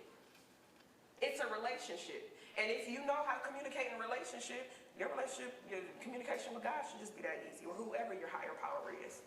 Phone a friend. Phone a friend. Find a trusted friend you can talk to. You can't talk to everybody about everything. And you'll learn that, especially in motherhood. Because people will judge you in a heartbeat. Girl, you don't know how to do that, blah, blah, blah. Phone a friend and a real friend. Not an associate. A friend. A person you can trust. A person that you know it'll stay with. I call my sister friend all the time and just be talking. Last week she was like, girl, something wrong with you? I was like, huh? She was like, sis, you're going off. And I was like, I didn't even notice. I was just going. But in that moment, I needed to phone a friend, and I just called her out of habit. But in that moment, it was something that I needed to do. Find a trusted therapist, somebody you trust. If you want to reach out after this, we have me and my brother Cecil, who's back there. We have compiled a whole minority therapist list for therapists in our community. And the age range from young to old, male, female. But we found it important as young therapists in the community that we have a resource to find our people. And we're pretty good at matching people to people too, because we've got to know people. Eliminate distractions. Social media is a distraction sometimes. People are distractions sometimes. The TV is a distraction sometimes. Eliminate distractions. That helps your health. Take note of your relationship with alcohol and other substances. I had a friend at one point, and before we would go out for happy hour sometimes, she would be like, are you in a space? What space are you in? And I'm like, what do you mean? And she's like, are we just, is this just casual happy hour, or are you going through some stuff? And that meant so much to me, because knowing my unhealthy relationship with alcohol at one point, I have to know, am I doing this because I'm stressed and I'm sad and I want to feel better and I'm about to hit somebody up? Or is this just casual? You gotta know. You gotta know those limits. If you smoke weed, a lot of people, weed is normal for a lot of people, that's cool. But are you smoking weed to manage? Are you smoking weed because it helps you get through? Or is it just something that you do recreationally? You know that you're doing it because you're addicted to it if after you don't have it, you have residual effects. You can't sleep. Your appetite is off. Things like that. So it's important to evaluate that. Get your people and kids help too. Kids need help. There's children therapists out here that will see your baby. Because your baby might not just be acting a fool just because something really might be wrong with your baby. Go let them talk to somebody. I always thank the parents who bring their kids to see me in private practice. Always. I'm like, thank you for making their mental health valuable enough that you brought them in to see me. Because that's important. Like I said, my youngest is 12. Like, I love it. Because they have stuff to talk about too. That whole stay in a child's place, they don't really do that anymore. That whole what happens in the house, stay in the house, they don't really do that anymore. They don't. These new age kids, real different. Real different. But one difference that I've noted, and one of them that we had to talk about, is a lot of these kids don't have that resilience that we had built up to be the strength and all that. A lot of them don't have it. So a lot of them are killing themselves. And if we being real, it's happening right in our own community. Because we think that's what worked for us all these years is working for them, and it's not. Because it really didn't work for us, we just did it. So one of my clients said that to me. She was like, a lot of my friends talk about suicide. She was like, because our parents expect all of this, the school expect this, they expect this, nobody's asking us what we need. Just do. Don't minimize what you're feeling. Listen. Listen to yourself. Listen to others. Listen to your friends. Listen to your friend who is usually the uppity one and is saying some crazy, like a little different. Oh, what's wrong? Check in. Listen. Pay attention to signs of your friends that withdraw. If you ain't heard from your friend in a while, check on them. It's no harm in sending a text, hey girl, just checking on you. Sometimes that will mean the world to somebody. Because just like I needed a reminder when I was younger that somebody cared about me, a lot of us needed too. And to just say, I'm just checking in on you. We don't need to have no long conversation. Girl, you just crossed my mind. My mentor said every time she has a dream about somebody, she reaches out to them. I'm like, every time? Every time. Because you never know what somebody is going through. And if they were brought up in your conscience like that, there's a reason. Be okay with saying, I am not okay. Take a nap. You got time for a nap? Take a nap. Oh, I love a good nap. Ooh, naps. Naps. Ooh. I tell my son now, you don't like laying down for naps, but you go, when you get my age, buddy, you go wish you love naps. Take a nap. Sometimes you just need to rest. Sleep something off. It's okay. Get hair, nails, feet done. Whatever you can afford in your budget. If you can't afford to get it done, order some stuff on Amazon. Do your own thing. I already said monitor use of substances, but also monitor use of sex.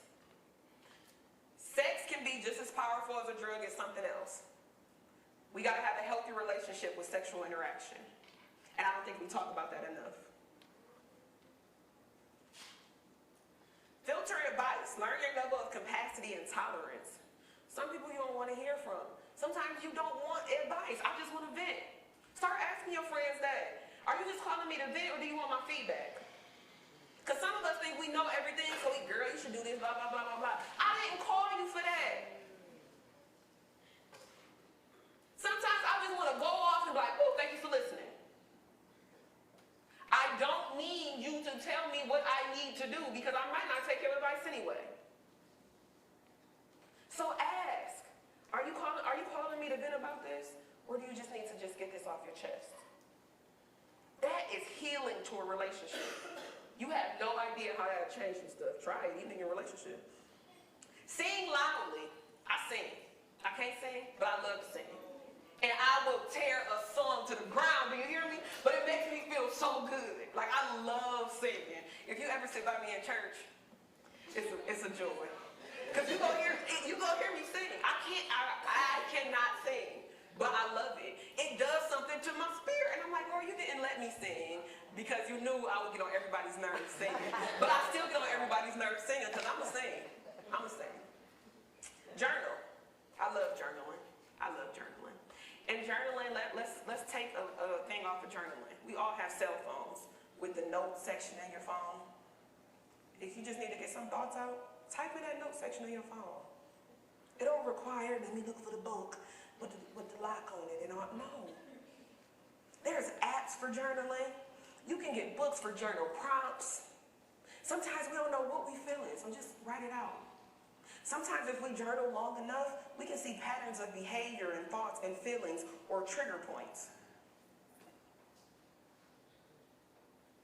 Do not disturb. I love that feature on my phone. I love do not disturb. My phone actually goes into do not disturb mode from 10 p.m. to 7 a.m. every day.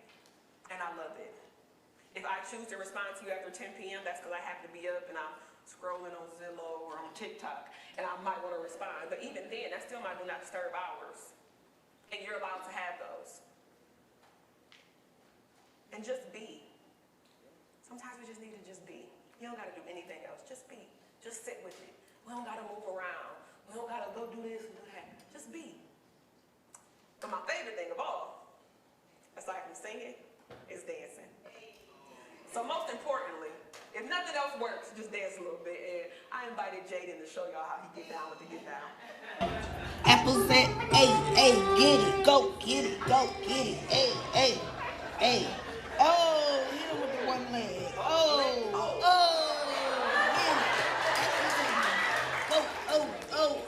Oh, get it.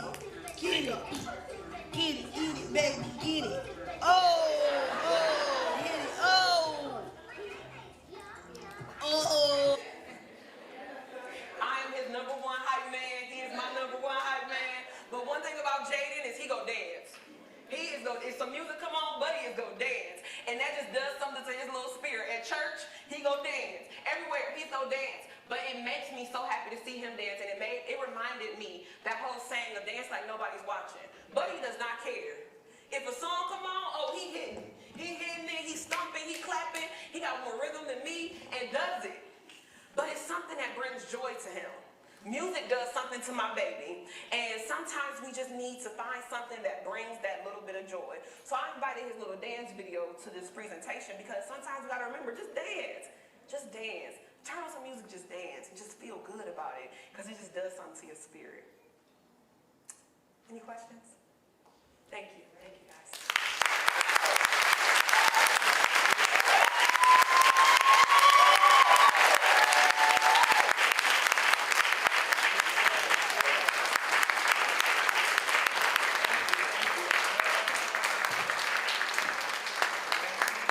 I have a few more minutes left for questions.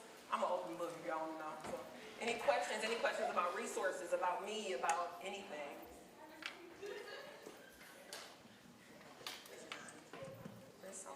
Oh, yes, yes, ma'am. Do you have resources for your conference? Yes. I can provide you, I can get your email and I can send out the list to you, for sure. Yeah. Yes. Uh-huh. One question, we were talking your story about what you were going through.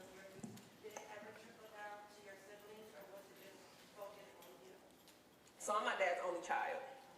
So in the home was just me and him, except when I was with the stepchildren. But it was just always me. And then my second question is, when you were talking about limit your advice when people are calling, asking, are you calling just to vent or do you need advice? What about the person that is on the receiving end? Is it good advice to limit allowing your friends and family to dump on you? Oh, for sure. That's boundaries. I'm so big about boundaries. Boundaries are huge, and you have to know what your boundaries are, right? So you have to be okay with saying, no, I don't have the capacity for this. You also have to be okay with not answering the phone for certain people, or responding into their text messages. Because some of y'all just make some faces. Y'all know when certain people call your phone, you're like,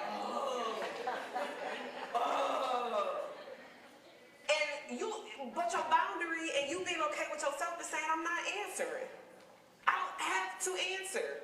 This is my phone, I pay the bill. I don't care if you pay the bill, you the problem, I'm not answering. That's a boundary, and it's okay to be like that. Are you taking your clients?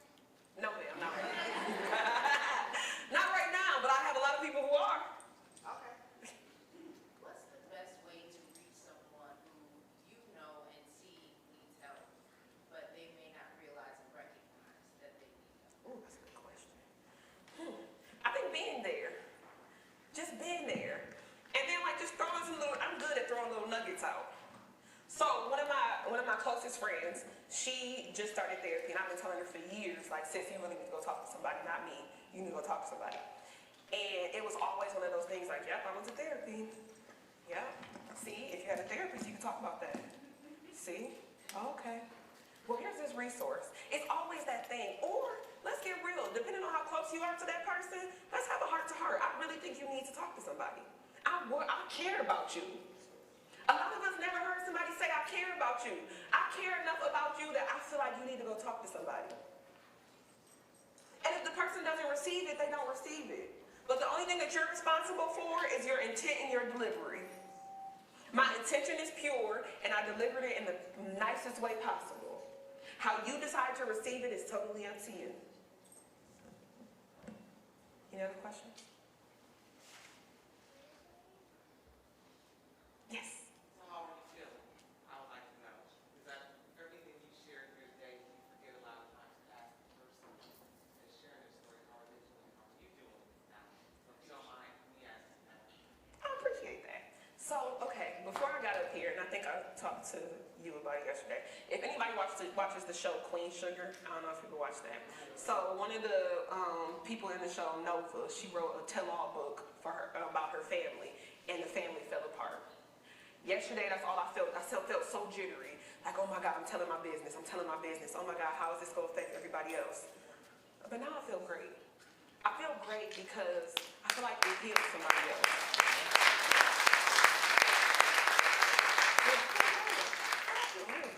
Yeah, I do. I feel really good. It feels good. Because sometimes you carry all of that stuff and it's so much, and I don't feel too vulnerable. You know what I mean? Like, I felt like it was okay, and I am okay. Thank you. Yes, ma'am.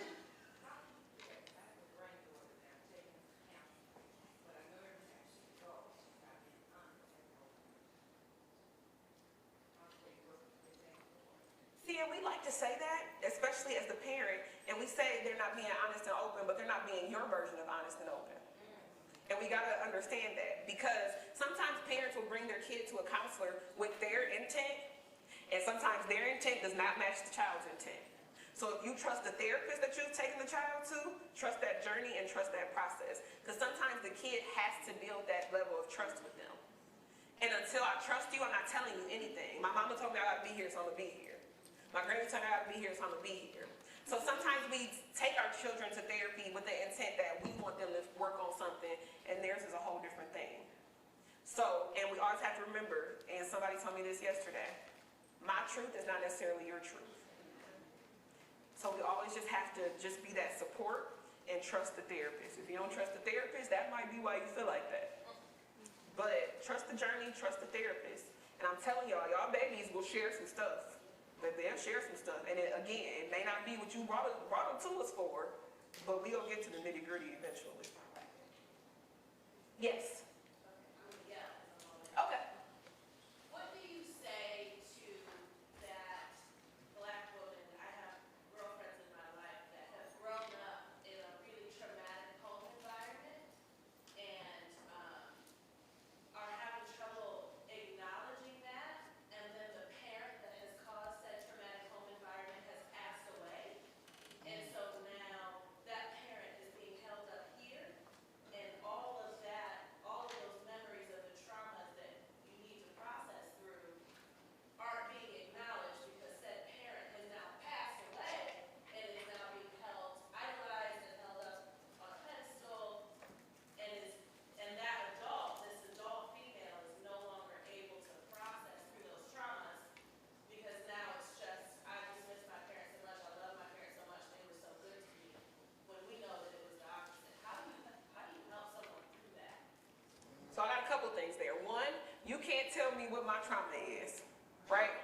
So when we say somebody's been through some trauma, my trauma may not be your trauma, may not be your trauma. We got little T's and big T's. Some people got little traumas, some people got big traumas. So we got to understand when we use that word trauma, it's trauma as I see it, not trauma as they see it. So that's one thing. Secondly, that's one of the things, you have that trauma bond with the person that caused you the most trauma, right? So in my mind, I've idolized this person, and this person has become this great person because it's the idea of what I wanted them to be, not necessarily who they were. And even though they caused me harm, I still see this person as, you're my dad, you're my mom, like you were supposed to be this person, so I'll hold you to this image, right? So I can't force somebody to change their idea of how they see their parent. What I would do is encourage them to talk to someone, but I can't tell you that you're wrong. If that's your truth, that's your truth. But if your trauma is your trauma, how you decide to process it and analyze it before you go see somebody that's going to help you work through it, that just is what it is, unfortunately.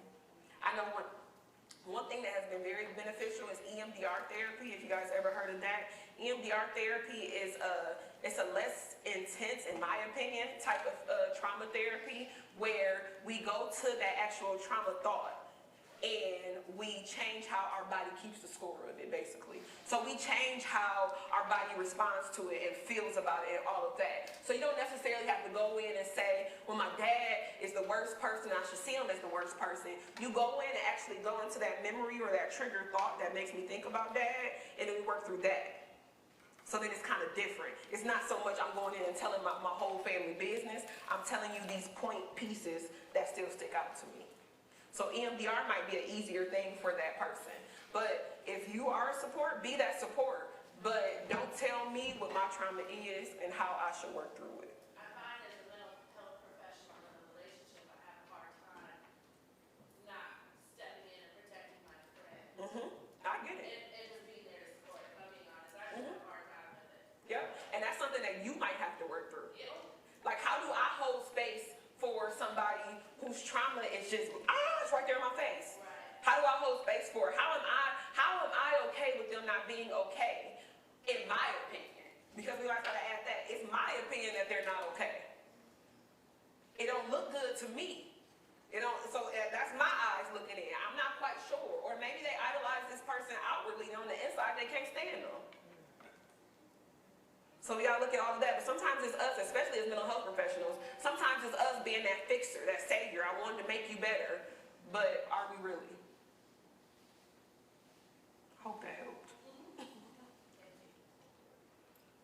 Anything else before Sonia pop up with the sign? Should have walked through the car. I don't have a question, but I do want to thank you for your transparency. I was talking with you because I relate to so many of your experiences, and internally I'm constantly screaming. So someone to have a voice and say it out loud, it's appreciated. Thank you. And I connect to so many different levels. You have no clue how many experiences we relate at. Oh, So awesome. thank you for being that voice. Because sometimes, like I said, service providers, we're screaming inside because we're not wanting to go therapists. We're not voicing our opinions. So I want to say thank you for that transparency. And I need that today. Thank you. Thank you. Yeah. Anybody else? All righty. Well, I thank you guys for your time and your attention.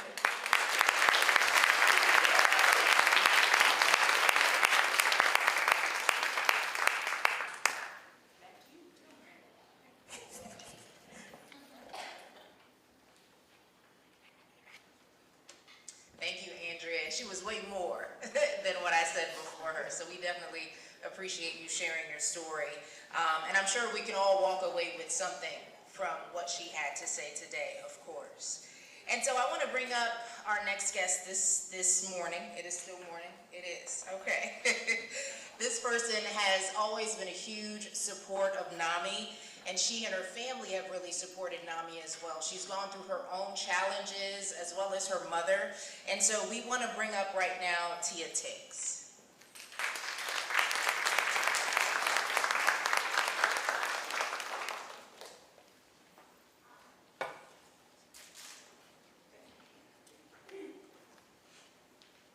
Hi, my name is Tia Tiggs. Many people know me as Andrea Tiggs' oldest daughter. I don't know where to begin. Over these past 2 years, April 30th of 2021, my mom went into respiratory arrest. It was unexpectedly. That entire week, I learned a lot about her that I never knew.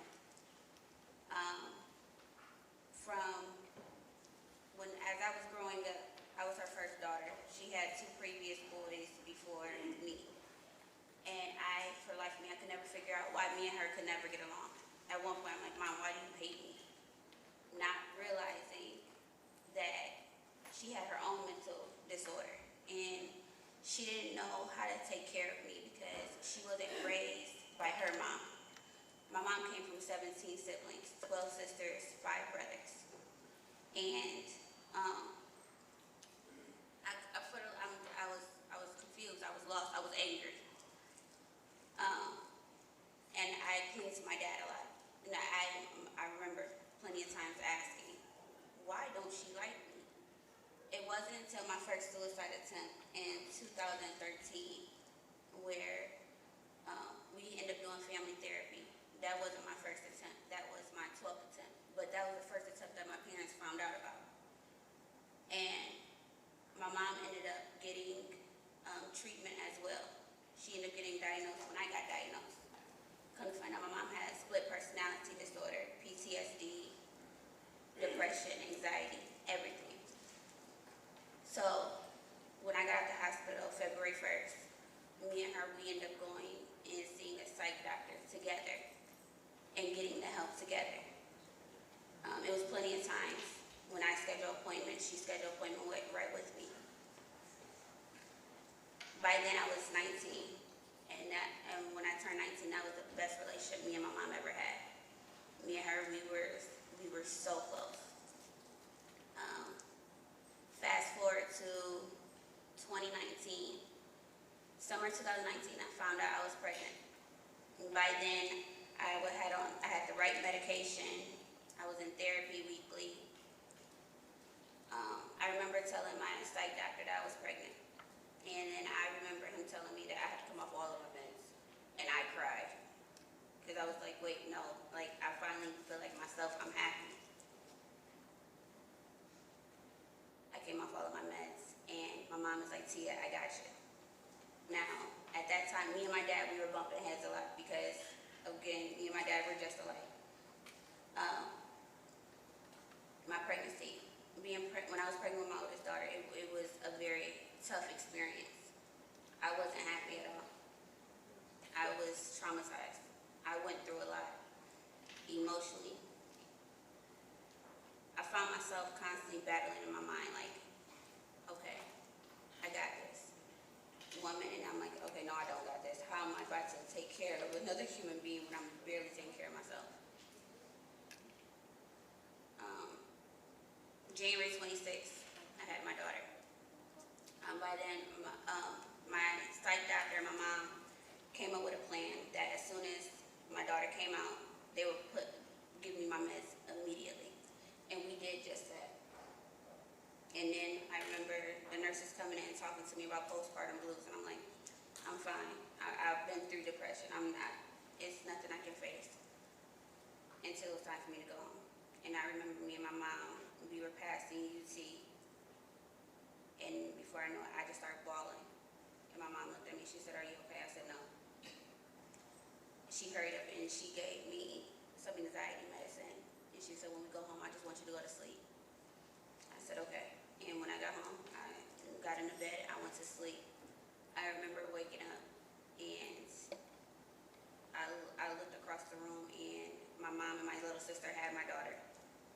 And I started crying again because I was like, how didn't I hear her when she cried? And I felt like I felt it. My mom was like, Tia, calm down. You got this. It's okay. She's like, you've been through a lot. You've been in the hospital. You had to give birth. You got to rest.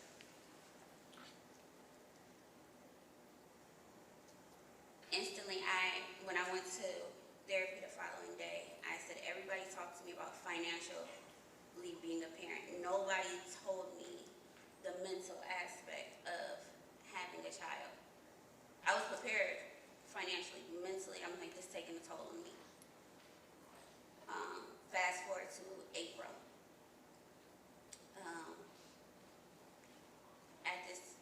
April of 2019 was the worst month of my life.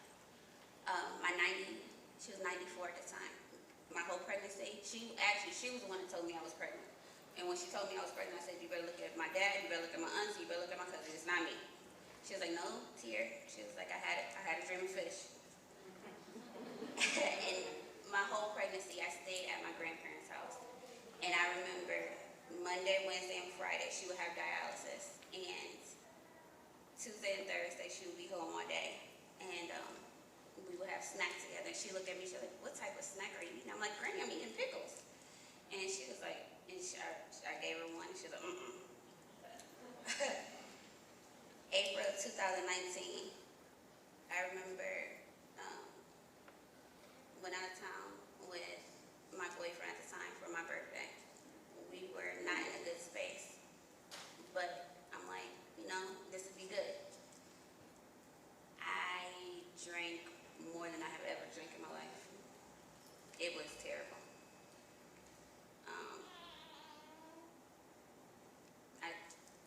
I'm like, okay, let me just bear the pain. I was like, I don't have Tori, my parents got Tori, I'll be okay. That wasn't a smart decision on my end.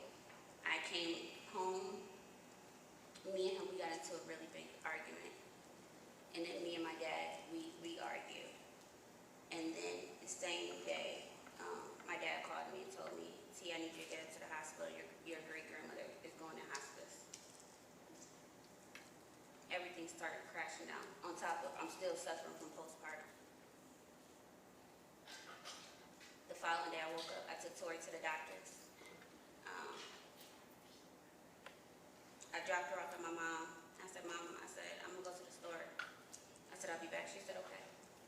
I called my dad and I apologized to him. I said, I'm sorry for everything I put you through. I'm sorry for being a bad daughter. Immediately he knew what was happening in the midst of our conversation. He put my grandmother on the phone. My granny said, Tia, our family's about to go through a lot. I need you to come up here to Granny right now. I said, okay. I lied. I called Torian and I said, hey, I said, I apologize for everything. I said, you know, I need you to co-parent with my parents, with Tori. I want her to be close with my parents. In the midst of the conversation, he said, Tia, where are you? I said, I'm not telling you. I hung up the phone. I took 2 bottles of pills. I parked my car in Perrysburg. I put my phone down. I don't remember what happened, but from what my dad tells me, they found me in a ditch. My lungs were about to collapse. It's 2 days out of my life I don't remember. I just remember when they did wake me up. My dad and Torian was telling me to stay up, and they took the tubing out of my throat. And the doctors came in and talked to me. And my mom came in, she rubbed my head, she said, Tia, it's gonna be okay. And I remember saying, how was I so irresponsible to bring a child into the world and I'm not okay myself? I said, it's just not okay. My dad, then he was like, Tia, it's gonna be okay. Well, come to find out, as I was coming off the ventilator, my great-grandmother was too. The same day, they took me to Flower Hospital to be admitted into the psych ward. A day later, I remember laying in the bed. It was like 10 o'clock in the morning. And I just didn't want to get up. I was like, how did I end up back here again? I was mad. I was like, why am I even here? But then I felt like somebody was behind me. And then it was a weird feeling that I got. And I'm like, okay, I don't belong here. I need to go home to my baby. I need to go see my granny. I need to be with my family. And I got up, I got my phone. I called my grandmother first. I said, Granny? She said, hey, babe. I said, hey. I said, tell Granny to hold on. I said, I'll be home tomorrow. She paused. I said, hello? She said, okay. She's like, I got it. I said, okay. I hung up, called my grandfather. But my grandmother picked up the phone. I said, Granny, I said, I thought you was at the hospital. And she said, no, Tia. She was like, Granny had to come home to get something. I said, oh, okay. Anonymously, somebody called me.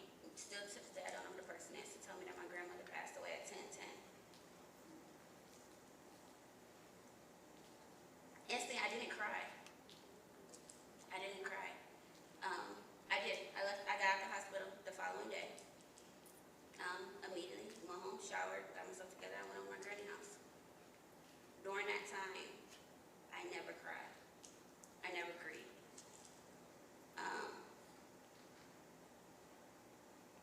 I remember me and my mom talked, and I was like, Mom, I said, you know, I tried to ask her about her past, just try to understand her a little bit better so that I know I'd be a better mom for Tori. She couldn't really tell me much because she didn't remember much. And I'm like, okay, that's weird. Not realizing the trauma that she went through, it was blacked off. It wasn't until, I think, the day of my grandmother's funeral, I finally bust out crying. And I cried like no end. I didn't think anything was going to get better. Fast forward to 3 years later, April of this past year, I'm sorry. I feel like everything was finally coming together. You know, I had my own apartment, I finally had a good job.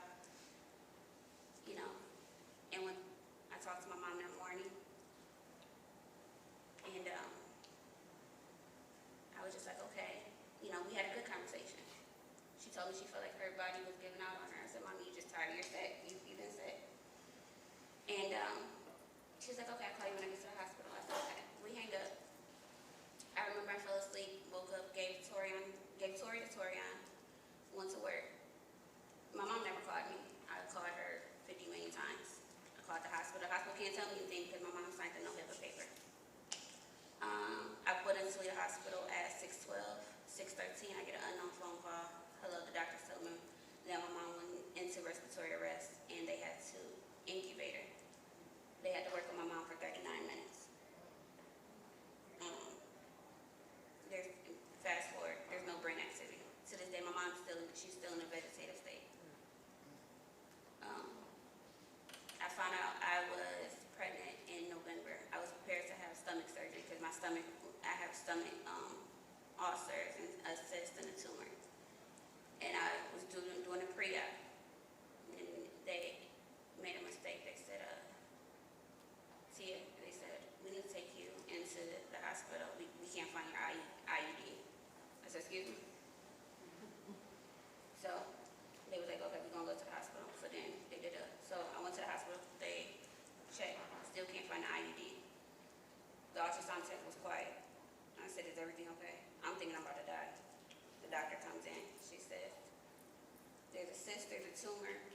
I still can't find the IUD, but you have a baby in your stomach. I said, excuse me? I was like, okay, so what are we going to do? And so she just looked at me and said, what do you want to do? I said, I am a full-time mom. I'm a caregiver. I work. I was like, I'm everywhere right now. I was like, I don't know how I'm about to have a kid. I was like, I'm scared.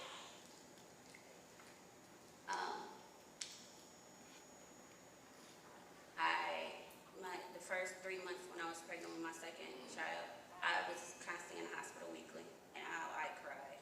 I couldn't eat. But then I also cried because my first pregnancy, I had my mom by my side. Now I don't. And I was more depressed this pregnancy than my first pregnancy because having your mom with you during your pregnancy, it meant more to me than I ever realized. Fast forward, by May, between my dad and my sister, they did everything they could for me. They threw me a surprise baby shower. My dad kept reminding me, like, your mom's right here. It wasn't until the end of May, I remember calling my therapist and I said, you know that one saying where you enter a baby into the world, somebody dies? She said, yeah. I said, I don't think I can enter this baby into this world because if my mom dies, that's on me. She reminded me, she said, Tia, your mom's been with you every step of the way. She said, just like your mom fought that day in the hospital. She said, everything you face with this pregnancy, your baby's fighting also. She said, you got this, you can do it. June 12th, I went into the hospital to get induced. I remember walking into the hospital, I cried. I cried the whole time. That's when they were like, postpartum is hitting you a little bit earlier now. She was like, but it's okay. And I was like, I don't know how I'm about to do this without my mom. So I gave birth to my youngest child, Trinity, June 13th at 3:28 a.m. By 3:30, I was bawling again. And by 4 o'clock, my dad rushed up to the hospital to give me my meds. Still to this day, I think this is week 5 of postpartum. I am seeing my psych doctor twice a week. Even sometimes 3 times a week, he checks in with a phone call. I'm in therapy twice a week. It hasn't been easy, but I have been making a way. I don't know how, but I've been doing it. So that's my story.